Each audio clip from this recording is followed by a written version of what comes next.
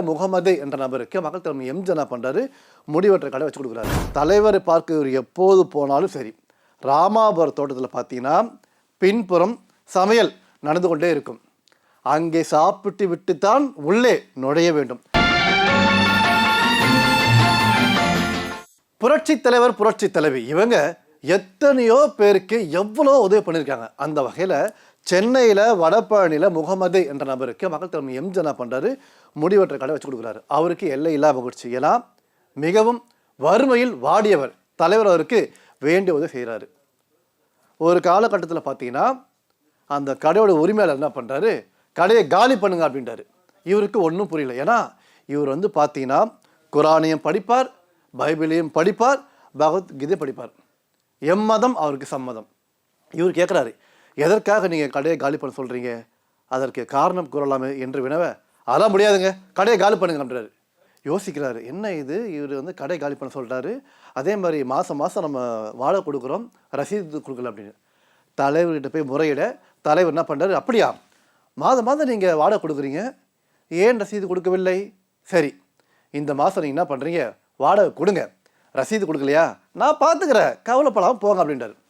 அதன் பிற்பாடு இவர் என்ன பண்ணுறாரு, வாடகை கொடுக்க ஏற்கனவே 3 மாத ரசீதையும் சேர்த்து கொடுக்குறாங்களாம்.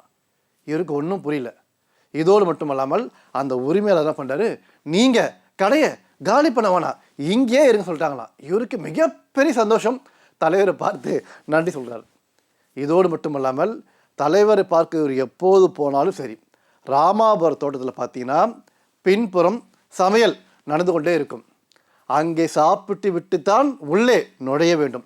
தலைவர் கேட்பாரா, முகமது சாப்பிட்டீங்களான்னு.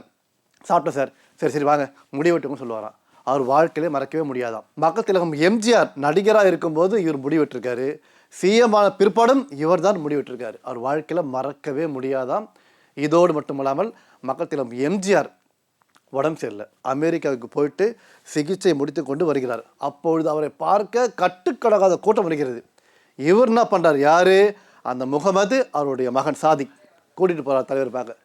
அவ்வளோ கூட்ட தலைவர் என்ன பண்ணுறாரு, வாங்க அப்படின்றார். பார்த்து அந்த குழந்தை கொஞ்சம் வாழ்க்கையில் மறக்கவே முடியாதான். அதன் பிற்பாடு 15/12/87 இவருக்கு ஒரு கனவு வருகிறது. புரட்சி தலைவர் எம்ஜிஆர் என்ன பண்ணுறாரு, ஒரு பேப்பரை நீட்டி பிடித்திருக்கிறார் கேட்குறாரு. இவரும் பிடிச்சிருக்குன்றாரு. அப்புறம் எழுந்து பார்த்தா அது கனவு. மறுநாள் பார்த்தீங்கன்னா இவருக்கு தபால் மூலிமா ஒரு கடிதம் வருகிறது. அதில் தமிழ்நாடு வீட்டு வசதி வாரியம் சார்பாக இவருக்கு ஒரு வீடு ஒதுக்கி தரப்படுகிறது. இவருக்கு எல்லையில்லா மகிழ்ச்சி. ஆனால் அந்த மகிழ்ச்சி அடுத்த சில நாட்களிலேயே கரைந்து போய்விடுகிறது. ஏனென்றால் வீடு கொடுத்துட்டாங்க, ஆனால் வீடு கொடுத்த அந்த நபர் புரட்சி தலைவர் எம்ஜிஆர் இறந்து போயிடுறாரு. இவருக்கு ஆற்றொன்னா துயரம், கண் கலங்கி போகிறார். அவர் சொல்கிறார், புரட்சி தலைவர் எம்ஜிஆருக்கு நான் வெட்டின அந்த கத்திரிக்கோள் இன்னி வரைக்கும் பொக்கிஷமாக வச்சுட்ருக்கேன். அவர் வாழ்க்கையில் மறக்கவே முடியாதான். பார்த்தீர்களா, இப்படி ஒரு தமிழக முதலமைச்சர், இப்படி ஒரு நடிகர் தமிழ்நாட்டில், இந்தியாவில் நீங்கள் பார்க்க முடியுமா? பார்க்கவே முடியாது.